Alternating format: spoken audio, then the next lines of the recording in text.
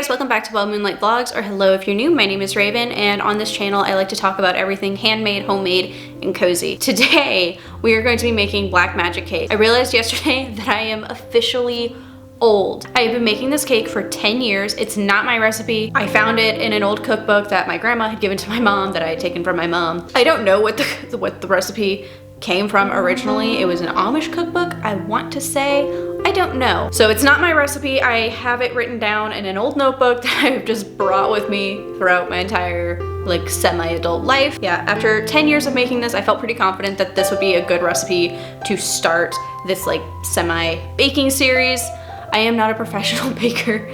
I am very much a homemade baker, and I am totally okay with that. And I really just wanted to share this cake recipe with you guys because it is really easy. I've been making it since I was 15. It's delicious. If you like coffee, if you like chocolate, and you like cake, this is your friend. And I just really wanted to share a recipe that I felt really confident in. I'm really excited to share this one with you. This is an entirely new setup for me. I'm really wanting to include more baking on this channel, and I'm just trying to work with what I've got. I have a large kitchen, but it has no counter space and nothing, like I'm not going to be able to do a professional cooking show setup, unfortunately. Like I would genuinely love to be able to do that. But we're gonna just hope that this goes well. That's not very confident, but I'm really confident in this recipe, and know if you like those 3 things, or even 2 of the things, you're gonna love this. And oh, I did goof, and I didn't want to just put that in the voiceover if I do a voiceover. I should have put it in 2 cake tins. I've always made this recipe in like a casserole dish,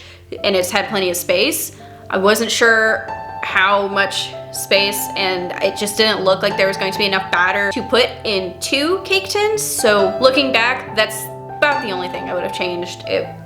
It's an all-in-one recipe, really easy. The first step of this recipe, and possibly the most important, is to have some coffee available. You can use this from your pot of coffee in the morning, or just make a cup the way I did. After you make the coffee, you're going to pour all of the wet ingredients into the bowl first. I feel like this helps everything mix a lot more smoothly and more efficiently. You're going to be using some of your coffee, buttermilk, eggs, vanilla, vegetable oil, and I think that's it for the wet ingredients. I will have everything written out in the description box below, I promise.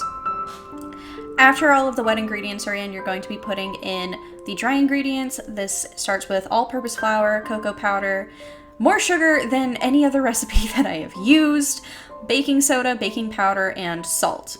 Then you're going to take a whisk, you're gonna mix this all together until it's nice and cream and pretty, and you're going to sneak a little bit when the camera's not looking.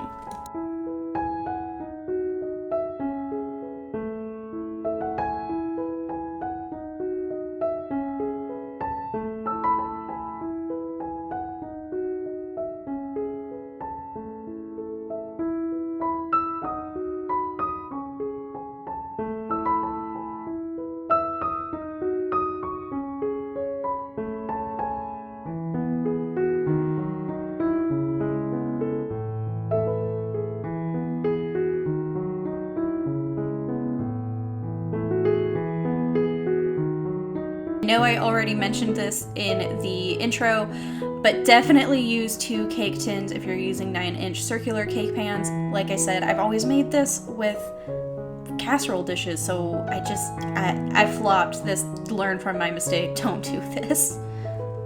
Once your batter is in the greased or oiled cake tins, you're going to put it in the oven at 350 Fahrenheit for about 35 to 40 minutes, or until the knife is clean, and then you're going to pull it out and let it cool on the counter or in the fridge if you're in a rush.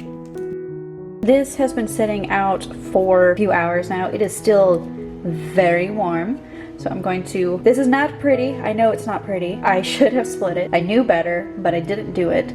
But I think it'll be fine once we flip it. If I was making this for someone who cared about pretty cake, I would totally like trim this, make it level, make it pretty. But my fiance is completely devastated when he sees wasted cake.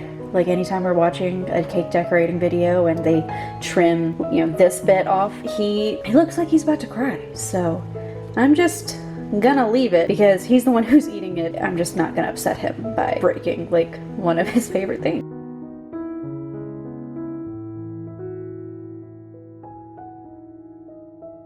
Okay, I got distracted and almost forgot to frost the cake. We're gonna go frost the cake. I'm going to be making an espresso buttercream. I'm winging it entirely. I'm just using a stick of butter, some sugar to thicken it up to the consistency that I want it, and some espresso powder straight from my espresso machine. The last time I made espresso buttercream, I don't remember the measurements that I used or ratio or anything, but I think I ended up using about 4 shots worth of espresso. I'm going to aim to not do that because this cake already has coffee in it. One, that's a lot of caffeine too. I feel like that'd be a little bitter. So I just pulled 2 shots, not actually pulled shots, but like I just ground 2 shots worth of espresso, hoping that'll work with 1 stick of butter and that it won't be too, like let's do this.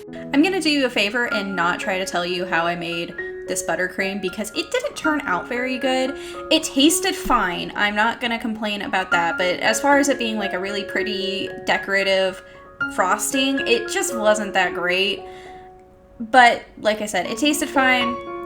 Honestly, I prefer this cake without frosting. I've normally never frosted this cake, so I've always just done like a caramel drizzle on it, which tastes way better. I didn't mind the espresso buttercream, but it is a bit sweet and a bit much with how sweet the cake already is. And I thought that I didn't have enough frosting to cut this cake into layers and have a layer of frosting in the middle. I definitely did, and I would have done that going back, but instead I just had like a 3-inch tall cake without any frosting in the middle, which isn't the worst thing ever, but could have been better. I took the leftover frosting that I had that could have gone in the center and put it in a piping bag, well, a sandwich bag with a piping tip attached, and just did some little plops. This is how you can tell that it wasn't very pretty frosting. It did not hold its shape. It did not have a very aesthetically pleasing texture, but it tasted fine, and at the end, that's all that matters. My final thoughts are that because I baked everything in 1 tin, it was a little overbaked and it's drier than what this recipe normally is, and that's like the big thing that I take away from this. It tasted fine. It would have been better with just a little bit of caramel. Thank you so much for watching. I really hope you guys enjoyed this video. Please let me know in the comments down below if you are going to try this recipe or if you have any other requests. Please hit subscribe so that you can find my future content, and don't forget to find the magic in the small things. Bye.